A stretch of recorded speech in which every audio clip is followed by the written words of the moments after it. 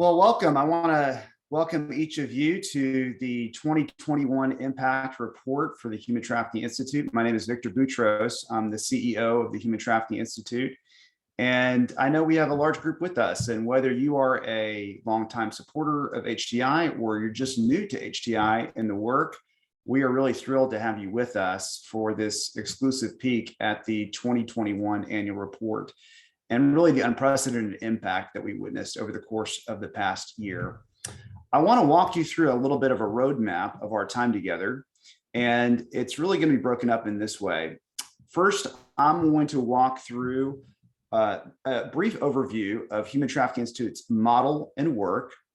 Then we will invite Carol Vore on the Human Trafficking Institute team to lead us through a Q&A, taking a look at our 2021 impact.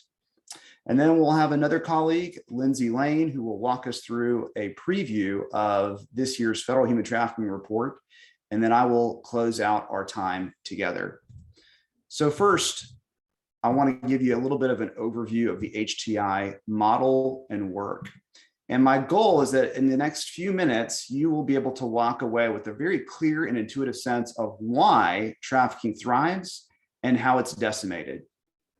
The first step to understanding why it is that trafficking thrives is to understand what drives traffickers. And for most traffickers, they're really motivated by one thing: money. This is an economic crime. And what that means is that traffickers are engaging in the crime because they fundamentally believe that the benefits outweigh the costs. Now, the good news about that is that there is a way to deter cost-benefit crimes. You just increase the costs so they outweigh the benefits. But to do that, you really have to understand first how it is that the economic model works.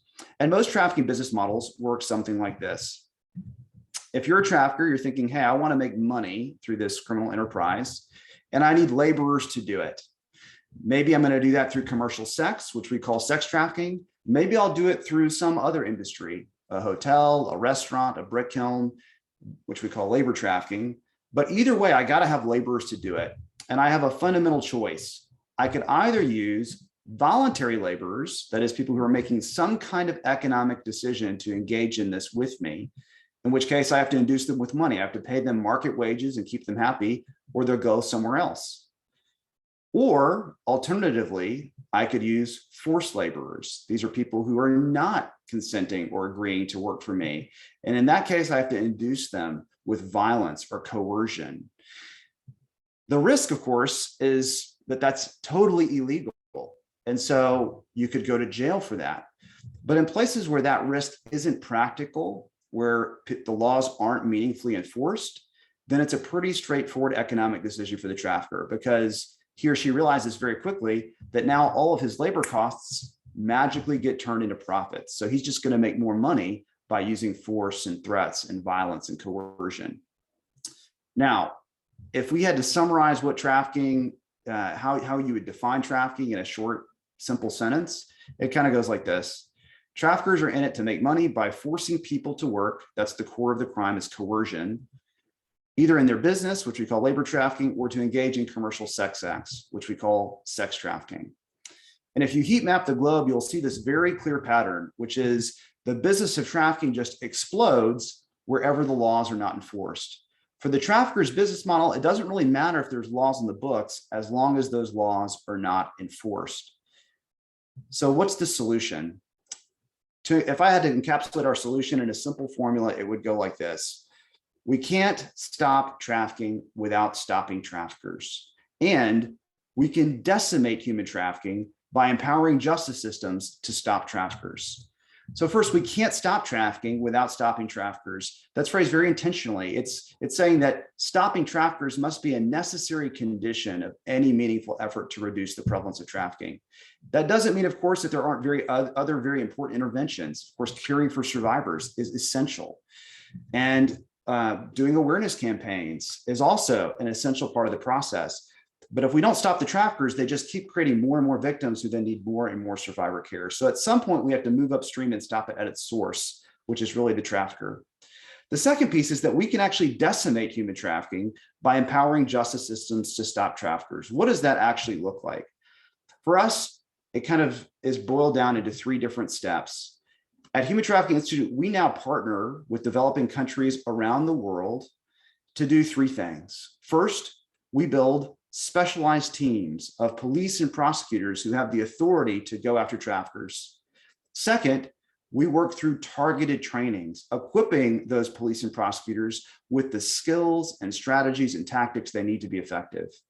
And then the third thing we do is we hire former FBI agents, former prosecutors who are experienced in human trafficking, who move to that partner country and by agreement with the government start operating inside the criminal justice system, working directly with those police and prosecutors day in and day out on their cases, helping them build their skills, solve case-related challenges so that they're ultimately equipped to build strong cases against traffickers.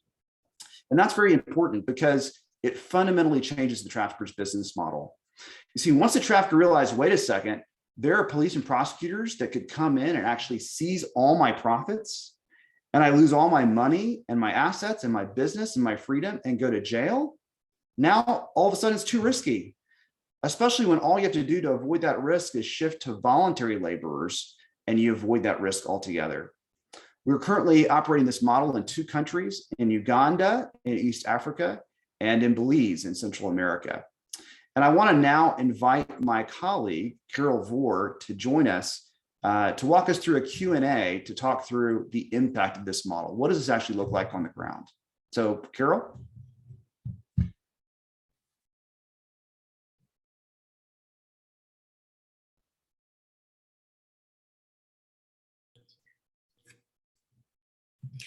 Hello, my name is Carol Vore, and I'm the social media and digital marketing coordinator here at HTI. First of all, we just want to thank each and every one of you for taking the time out of your day to be here with us.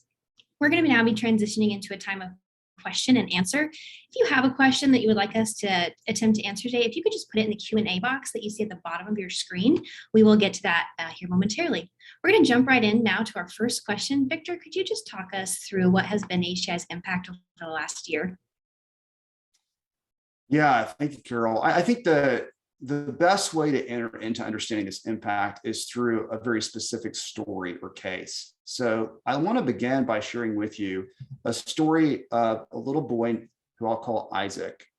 Isaac is 10 years old. He lives in Uganda. His family's very poor, so poor, in fact, that sometimes he and his siblings search the streets for scraps of food.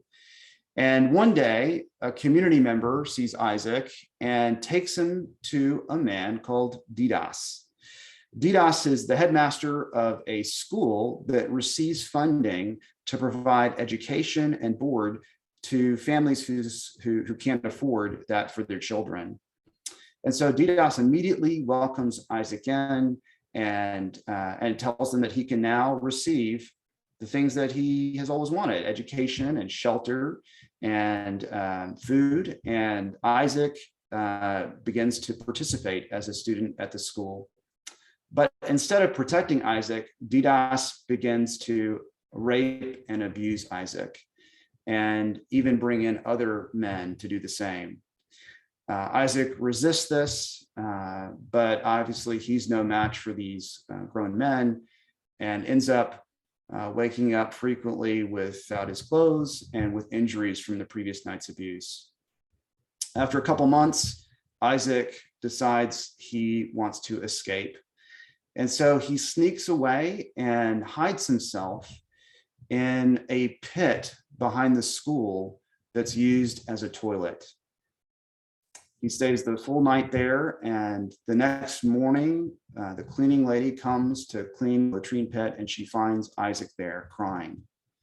And she helps him to escape. She knows a children's nonprofit down the road. She takes him there, and that nonprofit takes Isaac in and ultimately helps him connect with the police.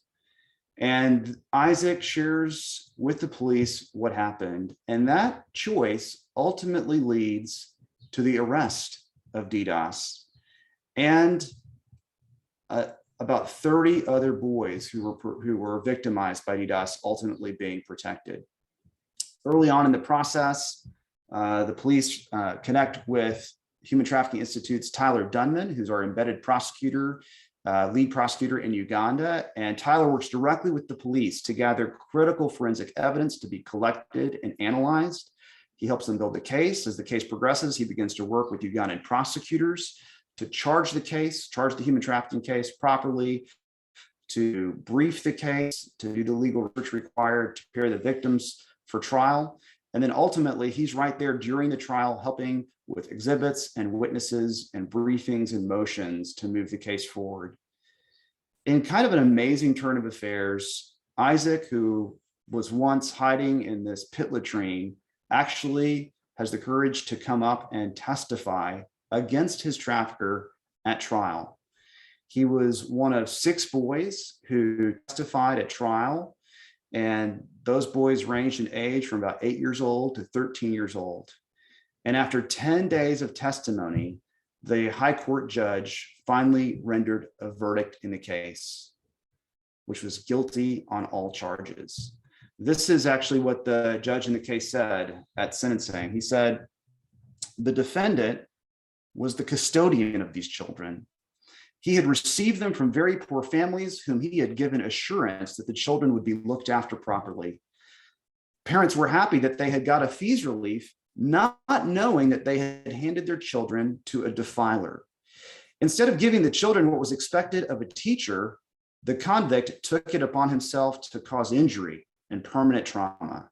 Such should not be left in circulation of people's sons if they are to be safe. I sentenced the convict on each and every count from 1 to 12 to imprisonment for the remainder of his natural life. This was from Judge David Wangatusi, a high court judge in Uganda.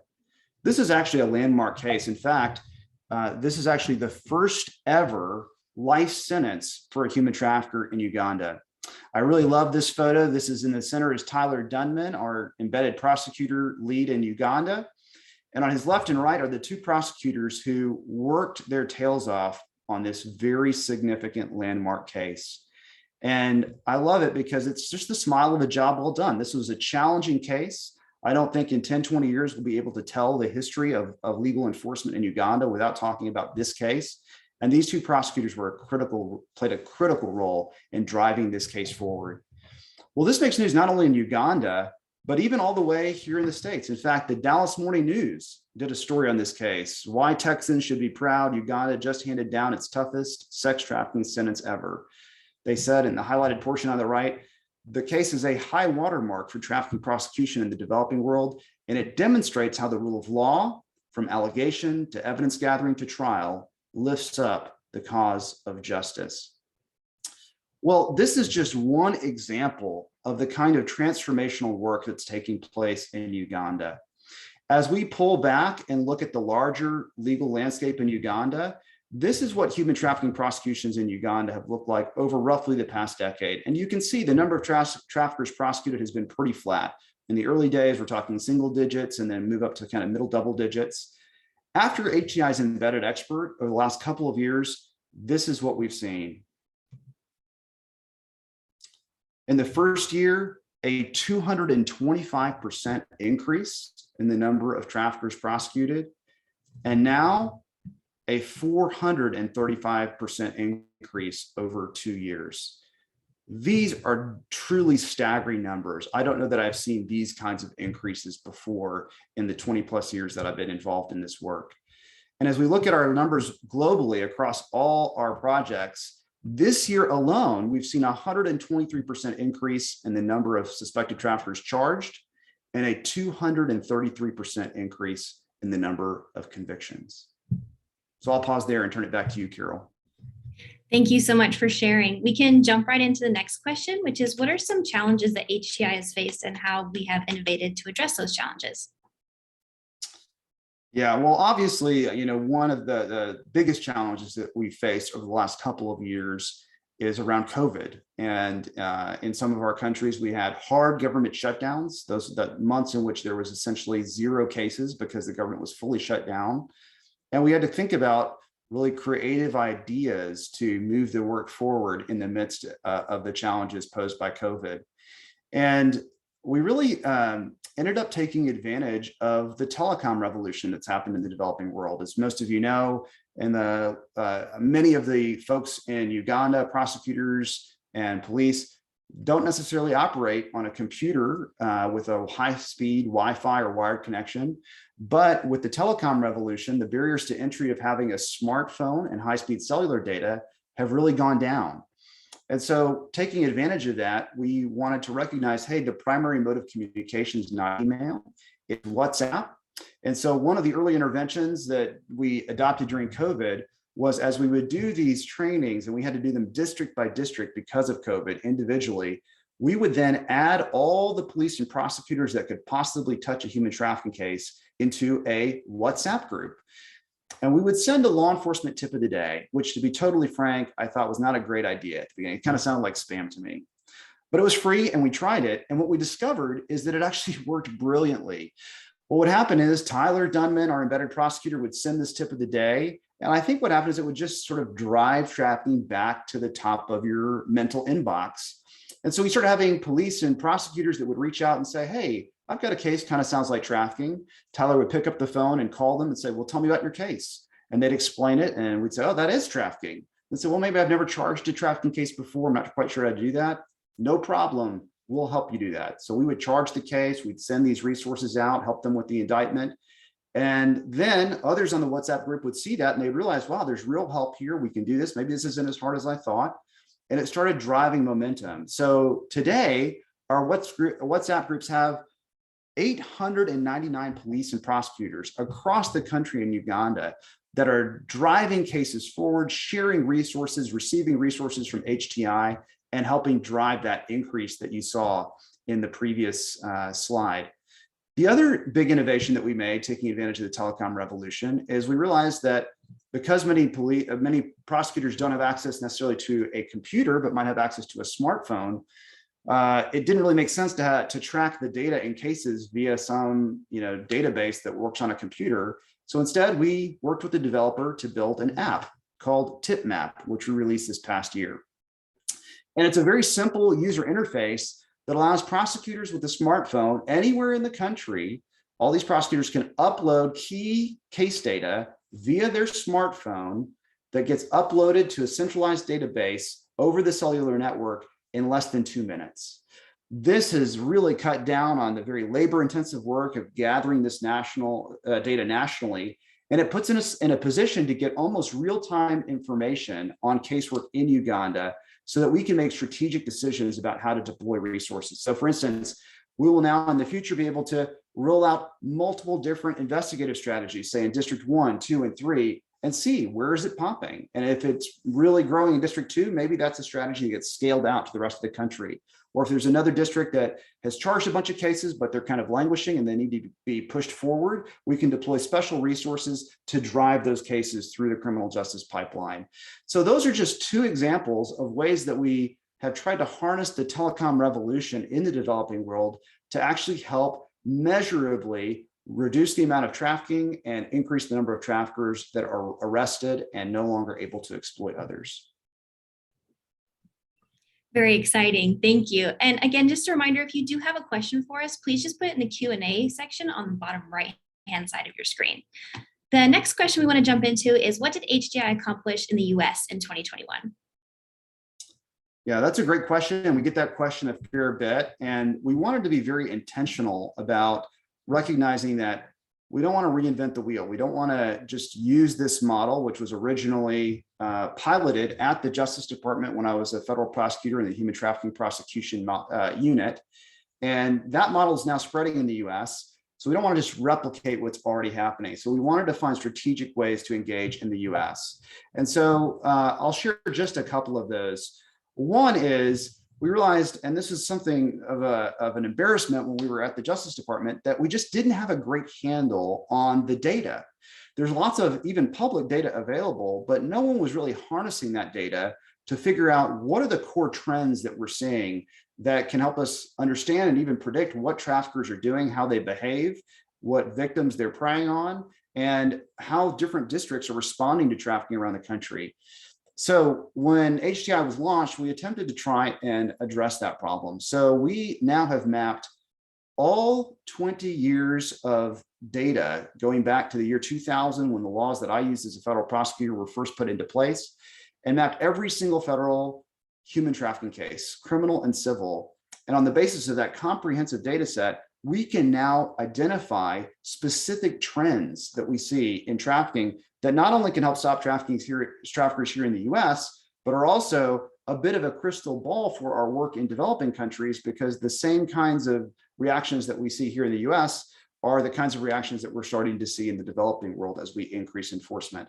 So that's been a very powerful tool and has really become the go-to tool that we're seeing now in among stakeholders, among Capitol Hill, among academics and media, for looking at federal criminal enforcement and civil enforcement of human trafficking laws around the country. So that's been a great asset for us.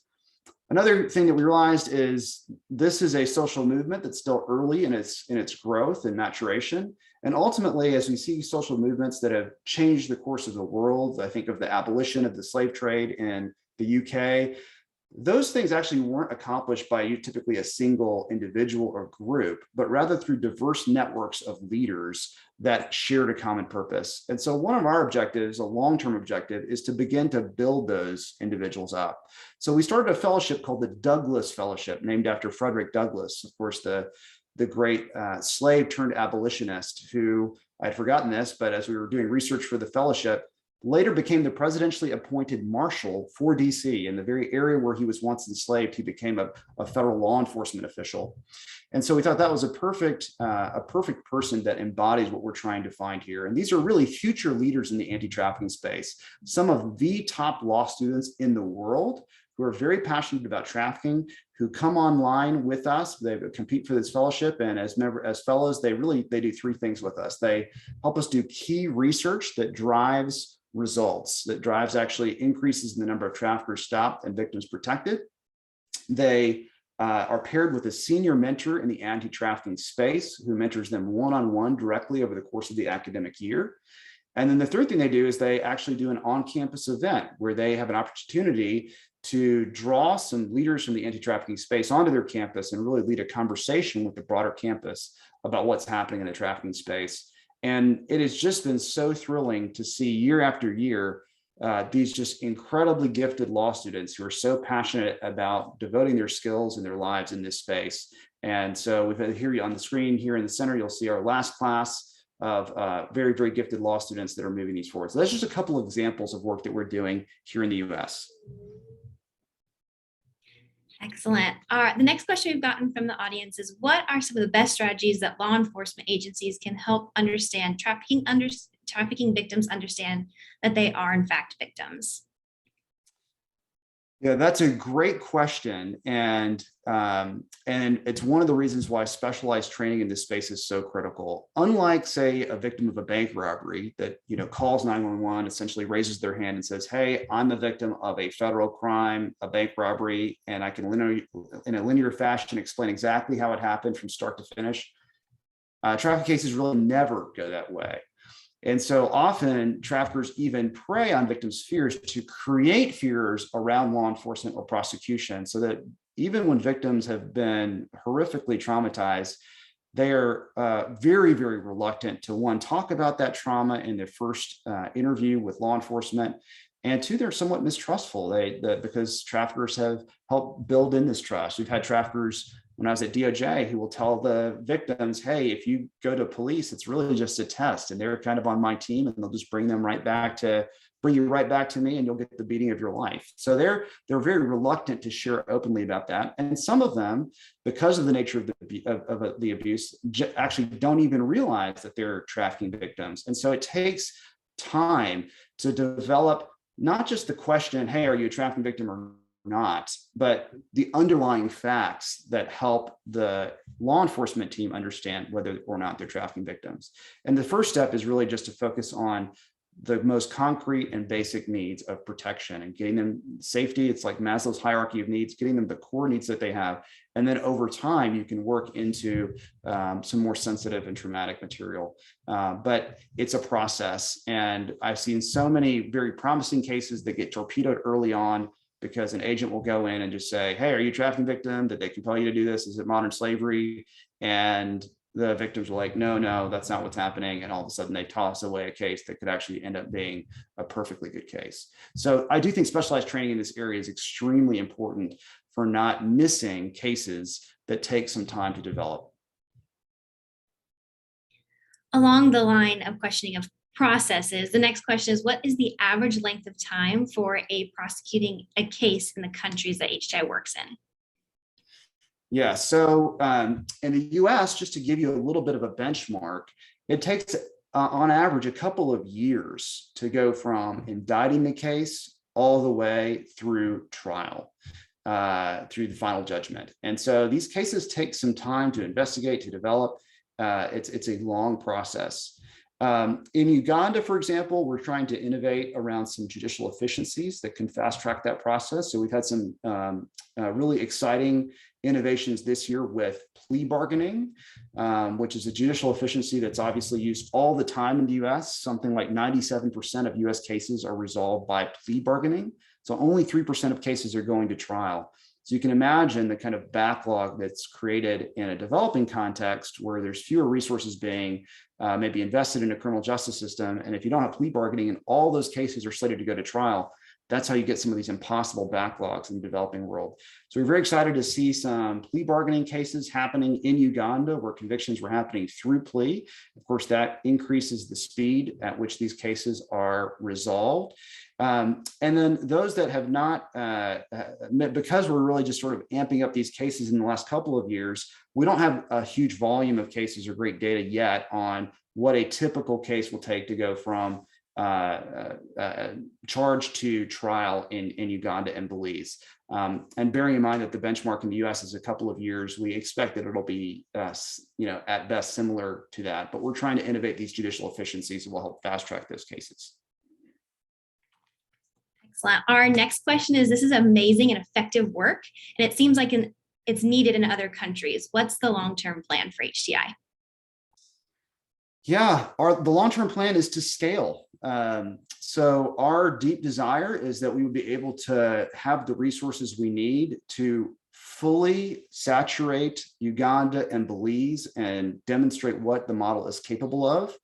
And then on the basis of that data, where we can see these increases in enforcement and reductions in the prevalence of trafficking, we hope to gather much larger resources to begin to take this model to other countries, many of which have very good anti-trafficking laws and even have self-interested reasons to care about improving enforcement because they're worried about, for instance, sanctions from the State Department if you do a poor job in enforcing trafficking laws, or losing out on private sector investment that's increasingly concerned about whether there's trafficking in supply chains. And so these kinds of economic drivers are creating incentives for governments to care about this. But governments can shout down the chain of command to police and prosecutors till they're blue in the face to get this fixed and move more cases. But if the people at the bottom of the chain don't have the specialized skills to respond to that, it's like shouting at them to go do cataract surgery, right? You can put $1 billion on the table and tell them to do cataract surgery. They don't know how to do it. I don't know how to do it. It doesn't matter how smart or well-intentioned we are and how incentivized we are. If we lack the core skills necessary to respond to those incentives, nothing will happen. So that is the great need that we perceive. And we are in a very earnest way trying to build out that scaling strategy and gather the resources necessary to scale, to take this model to other countries that we think could really benefit from it. Okay, great. We're going to head into our last few questions here. Next one is, for the people who are on the ground, what danger is posed to their livelihood, and what are the measures being taken to protect their safety? Yeah, that's a great question. It's a very high priority. The safety of our team is a huge priority. And we have the head of our director of law enforcement operations, John Freeman, was really the lead person at the State Department, managing State Department human trafficking investigations globally. Obviously has great connections with the State Department and with embassies. It takes the lead on helping us with some security measures. And we do take very seriously trying to manage those risks.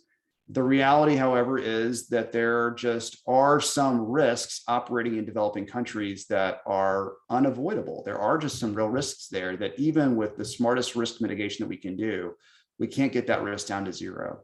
And I think for our team, and especially for those in country on the ground, part of the analysis for us is, are we willing to take a managed and calculated risk of harm to prevent traffickers from inflicting what we know is a certainty of horrific and repeated trauma on victims. And I think those who have the courage to be on the ground and drive those cases forward are willing to take those risks.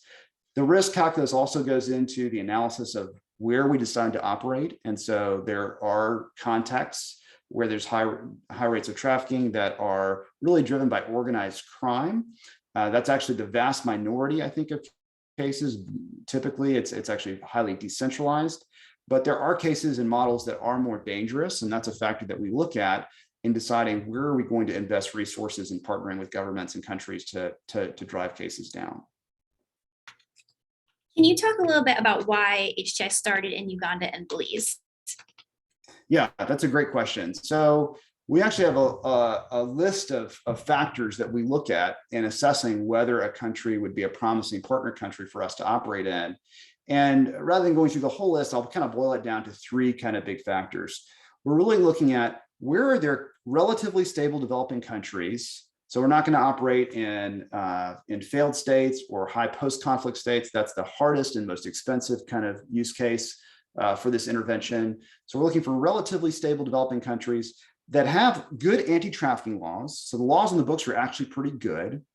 That have senior leaders, and I'm talking about sort of the head of the national police force, the head of the judiciary, the head of prosecutions, the public prosecutions in the country, the prime minister, that are really committed to improving trafficking, even if it's for self-interested reasons. I don't really care why they're motivated, as long as they're motivated. And third, yet they also have very, very little actual enforcement. So you have good laws, you have senior leaders that are very motivated to improve enforcement, but where there's almost no actual enforcement on the ground. And so in those are the countries where really the missing piece is that the police and prosecutors who are charged with going after traffickers just don't have the specialized tools or skills they need to do so.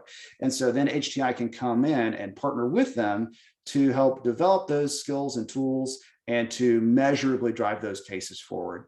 So we wanted to do a project in Africa, which has the highest per capita rates of trafficking on the planet. And Uganda was a very ideal partner. It's a leader in East Africa. And so success there could create a bit of a domino effect in the region or the larger continent, which was important to us. They had a very good anti-trafficking laws, had some senior leaders that were very interested in having us come on board and do this work with them. And when we showed up, there were just very few cases. I think the very first time we went out there, the prior year, there were maybe 3 convictions countrywide in a country with 45 million people. And so there was just a great opportunity for us to move those cases forward. So that was Uganda. We wanted to do 2 countries because we wanted to show that the model that we're scaling out of the Justice Department is not just a fluke, but that this is genuinely replicable, and it can be replicated in very different countries, very different continents and contexts. And so we operated in Belize. And honestly, in Belize, one of the factors that drove our interest in Belize had a very good anti-trafficking law.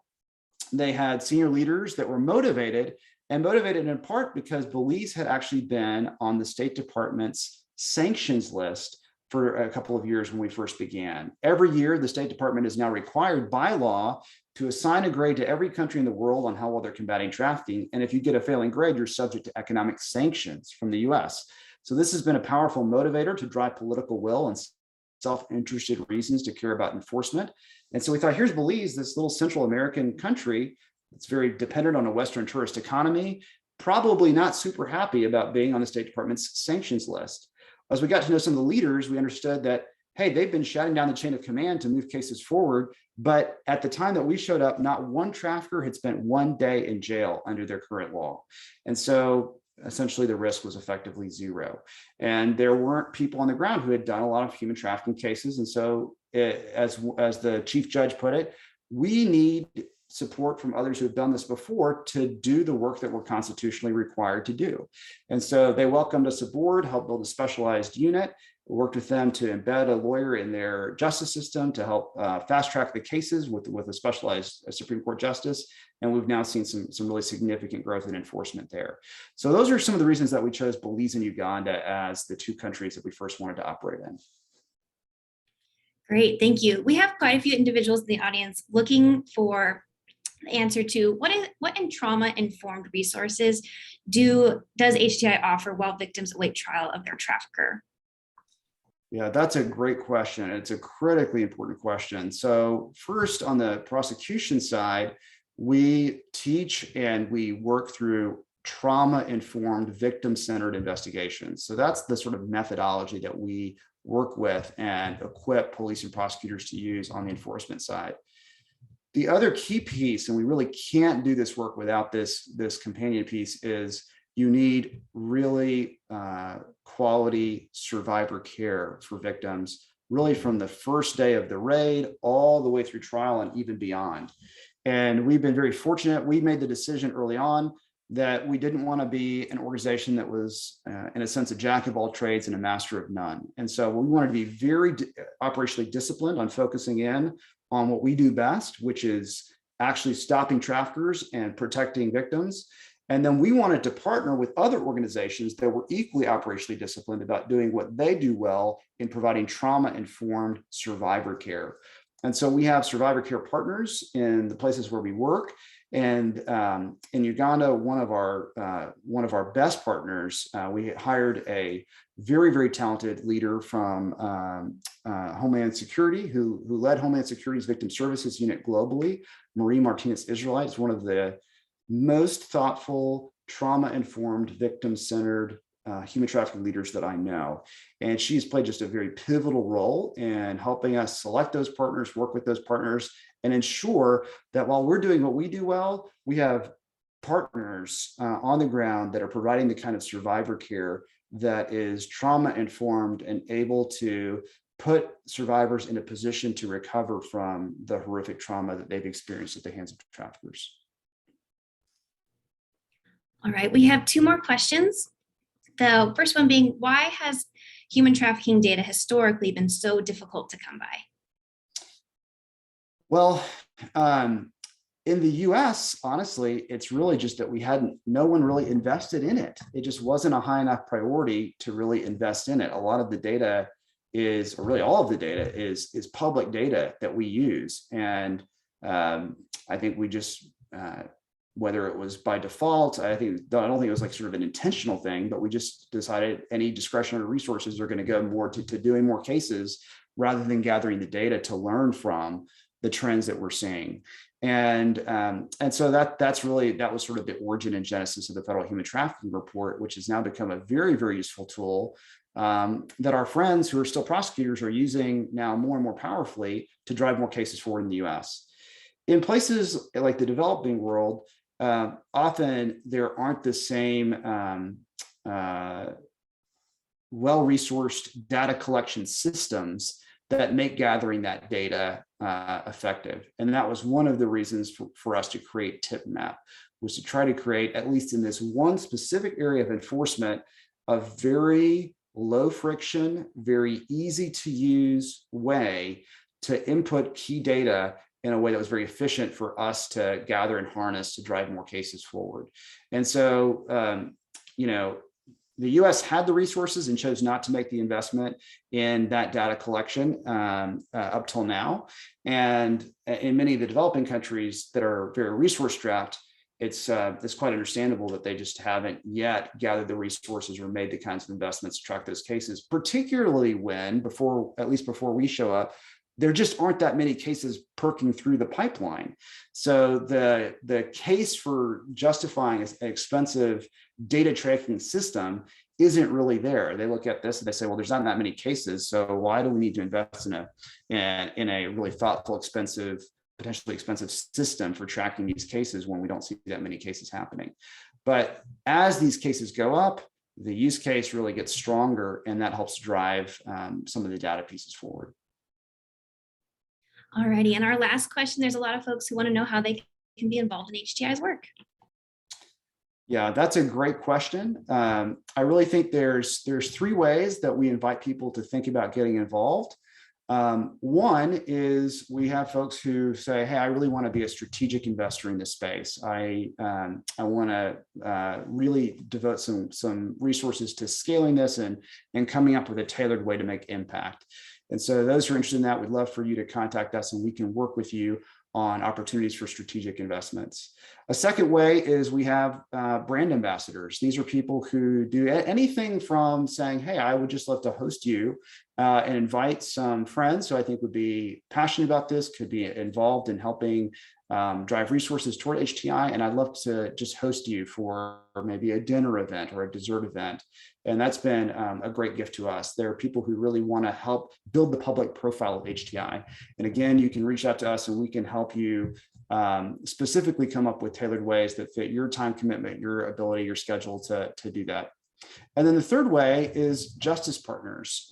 Justice partners play a really important role in driving the work forward. Justice partners are monthly donors who commit at any dollar amount to be engaged in the work on a monthly basis with us. And then they receive special briefings and special resources about what we're doing. But those funds are unrestricted. They help go to overhead so that more and more dollars can go directly to program and toward driving results. And so we are really, really thankful for our justice partners and are actively trying to grow our justice partners. And I'll share more about that as we close out our time together today. Great, thank you, Victor. And that concludes our Q&A portion. Up next, we're going to have our senior legal counsel, Lindsay Lane, talk about what is up next for HTI. Thank you.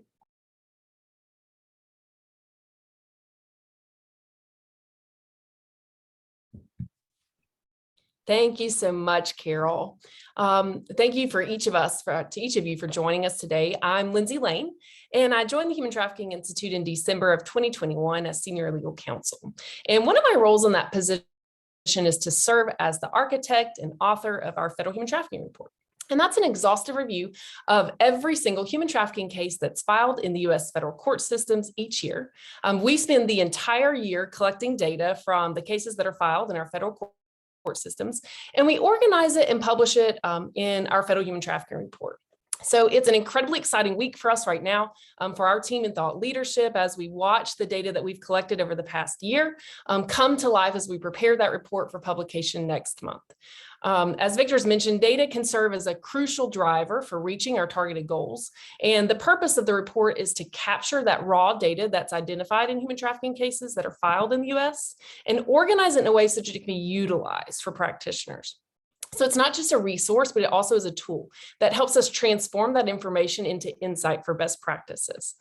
Human trafficking cases are all really unique. And if we studied just one case at a time, we probably wouldn't have a very good understanding of the variety of ways that traffickers work or how they operate their trafficking schemes. But when we pull very specific data points out of hundreds of cases year over year, we can start to see some patterns and trends that really help us paint a picture of what human trafficking really looks like in the prosecutions that are taking place in our federal court system. So why is the Federal Human Trafficking Report so important for practitioners? We can collect various data points over time, and we provide those data points to stakeholders so that they can use them to shape best practices in their efforts for combating trafficking. So one of the examples that I have that's a really exciting data point that we looked at this year in the report was the use of task forces in investigating and prosecuting cases. So we gathered information on how many cases were filed in the last 5 years that involved a task force working together with local law enforcement, with prosecutors, with service providers. And what we found was that there were 310 cases in the past 5 years where we could identify this collaborative approach where they utilized a task force. So that's around 37% of all the human trafficking cases that have been filed in our US federal court system since 2017. So that's a really objective data point. It shows us how often task forces are involved in these federal prosecutions when we could identify a task force being involved. But that one really small data point is incredibly powerful. It allows us to see that the cases that are being investigated by this collaborative approach through task forces are actually making it past investigation, and they're resulting in traffickers being arrested and prosecuted for the crimes. So this is the kind of information that the report provides that's incredibly resourceful for stakeholders, people like legislators who are allocating funding for things in the anti-trafficking workspace. Like, is that dollar of that federal funding that they're allocating to this federal task force model actually making a difference? So in the past 6 months, we've seen just an incredible increase in the use of data points such as that by practitioners. We've provided objective data points in a variety of areas, such as how are cases charged? How are we charging buyers of commercial sex across our federal court system? What are some of the ranges of sentences that are appropriate in trafficking cases in the US? And so in that specific example, we actually were able to pull a massive amount of information out of our database on how many defendants in the United States have received a life sentence for human trafficking in federal court system. And we provided that to a practitioner who was advocating to a judge for a life sentence in a trafficking case. And so what would have taken that practitioner dozens, if not hundreds of hours to research, we were able to provide to them from our database in literally just a matter of clicks. So it's really interesting to watch that come to life. So again, these are the parts of my work that are incredibly exciting. Seeing the report begin as just this set of numbers and watching them come to life in ways that are so resourceful to practitioners is just so rewarding. Knowing that one number that we've provided out of our database can be utilized to prevent that trafficker from ever exploiting a victim again it brings us tremendous joy. So I'm so excited for 2022 as we continue to see the report continue to evolve from this great resource to this incredibly useful tool for practitioners. If you're interested in knowing more about how HDI uses the power of data in combating trafficking, please just stay tuned to our social media over the next couple of weeks as we prepare to roll out our federal human trafficking report. So thank you, Carol and Victor, for letting me share just a little bit about our federal human trafficking report for this year. Thank you, Lindsay. I appreciate that. And I just do want to say, I think this is so important. If you look at the history of social movements, you'll see that in the early phases of social movements, they often are driven forward by anecdote and story and emotion, which are all important. They're useful. I shared the story of Isaac. We believe in those. We think that's super an important piece of the work. But ultimately, the drivers that actually begin to move the large funders in this space, that begin to shape the market of interventions that actually get implemented, are really driven by data.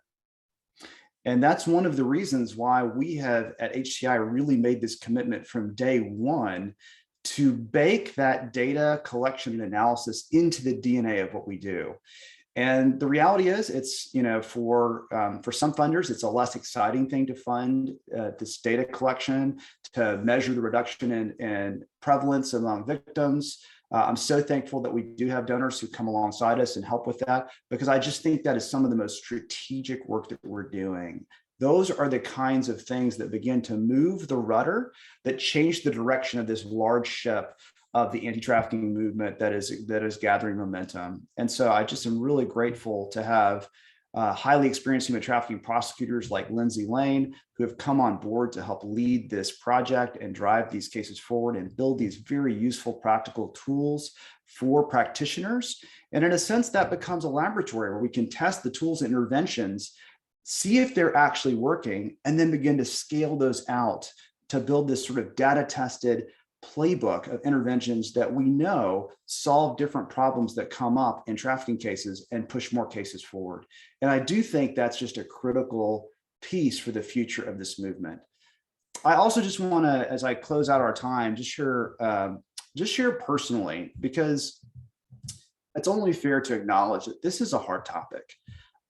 Trafficking is a very dark topic, and I shared the story of Isaac, which is a heartbreaking story. I have a 12-year-old boy. It's just hard not to think about your own children or friends' children or siblings or others when you hear those kinds of stories. And I recall when I first learned about this, having the experience that I probably couldn't have articulated as well at the time, but when I was first learning about trafficking, there's just this incredible, almost divided soul experience where, for me, it was in the context of one particular case, something like Isaac's case, different names, different story, but another case like that of a child who is being exploited and traumatized and abused by a trafficker for money. And the one part of your soul just says, we have to stop this right now. There's just in a world of moral gray, in a world of moral debates, this is actually very black and white. It's very clear this is wrong and it needs to stop. And there's this sense of moral urgency that you're like, we have to stop that now. And then as I learned about the scope of the problem, the size of the problem, there's another part of my soul that says, wait a second, you've got to back away If you look at the size of the problem, nothing that you do is going to make a difference. No NGO can really do anything meaningful. It's just going to be a drop in the ocean. It's not really going to make a difference. It's almost like getting too close to a fire you can't put out. You've got to back away. You're going to get burned. And I think as long as we're in that sort of divided soul place, it's actually a very painful place to be, to have this sort of twin sense of moral clarity and urgency and powerlessness and hopelessness. And the thing that would really restore those two halves for me 20 plus years ago when I was first learning about trafficking was very, very tangible hope. Extremely tangible, like A is doable, B is doable, C is doable. And collectively, they result in not just a few victims being protected, but in really significant drops in the prevalence of trafficking. And to be totally candid, I don't think that really existed. I certainly didn't know about it in the late 90s. But we are now together engaging in this at a very special time in this movement. In the late 90s, when I first learned about this, very few countries had comprehensive anti-trafficking laws. Today, we've seen this tectonic shift where now almost every country in the world has an anti-trafficking law. I mean, we celebrate the story of William Wilberforce and the abolition of the slave trade in Britain, or Abraham Lincoln and then the 13th Amendment. There's movies about it, super important, compelling. Those were really battles for legal abolition. And what's really stunning is to think that really just in the last 20 years, that has gone global. We've seen now massive growth in anti-trafficking, comprehensive anti-trafficking legislation globally. And we've now even seen the growth of incentives for governments to care about improving enforcement for self-interested reasons. We don't have to depend on simply a moral case. There are self-interested reasons for them to care. But we realized if they're shouting down the chain of command to police and prosecutors and judges who just lack the specialized skills necessary to do this work, then we can pour trillions of dollars into anti-trafficking efforts and not see a huge change. But now we can scale a proven model that we know can take those parchment promises of law and actually make them a reality on the ground that can fundamentally change the risk calculus for traffickers, so that we don't have to get all the traffickers, but you just get that critical mass and you start to see others saying, I'm out, it's too risky, it's not worth it. And that's where we get to be today. We get to have, in a sense, a front row seat to the tangible hope that I was pining for 20 years ago. And so having that together, I think we become stewards of that tangible hope. And so as we think about like, what are some ways to get involved? I'd invite you to just scan that QR code and take a look at that. I think one of the easiest, most simple things you can do is just to become a justice partner today. Our goal is actually to, out of this call, have 20 justice partners at any level. And it's just a sort of simple, low-level commitment to say, hey, I'm going to be engaged in this. I'm going to steward tangible hope in a very simple, practical way. And I'm going to be a part of driving this solution forward in the world. And so we'd love for you to be involved with that. Just to give you a feel of what that means to us and to those we serve, what we can tell you is that justice partners who get involved at a $38 a month price point, that really allows us over the course of the year to equip an investigator with the skills necessary to arrest traffickers. So this is a gift that in a sense keeps on giving, because these police and prosecutors that are receiving this training, like the two that you saw standing with Tyler, they're not done yet. As they're equipped, they're going to keep going after more and more traffickers and creating the sense of inevitability that traffickers are starting to have in Uganda and in Belize, that I just simply can't do this crime without a serious risk of getting caught and paying a serious penalty. So that can help drive deterrent impact. It's a very, very valuable contribution. So $38 a month, probably a fraction of a date night, or maybe your coffee money that you use for the month. That's the kind of thing that can actually change lives in a very, very significant way, a very tangible way around the world.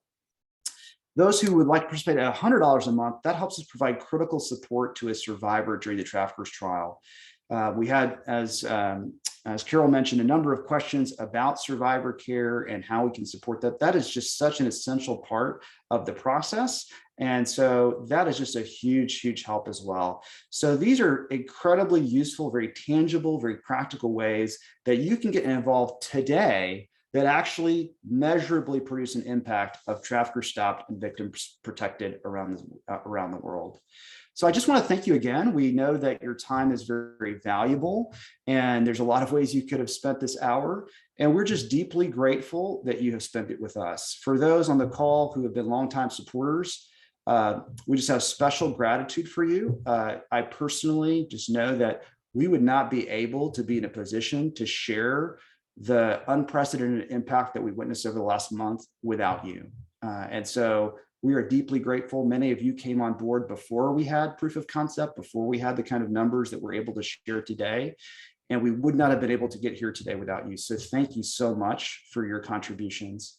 For those who maybe haven't yet become involved, but are intrigued by this, or maybe wanting to learn more about what it means to go after the root cause of trafficking, we'd love for you to also join us and be a part of this larger community that can begin to steward that tangible hope, restore the divided souls that are backing away from the fire, and help them to engage in really a season that I think we're standing on the shoulders of giants, but that the Wilberforces and Lincolns and other sort of social leaders of the past were dreaming about. They knew that legal abolition was just the first stage.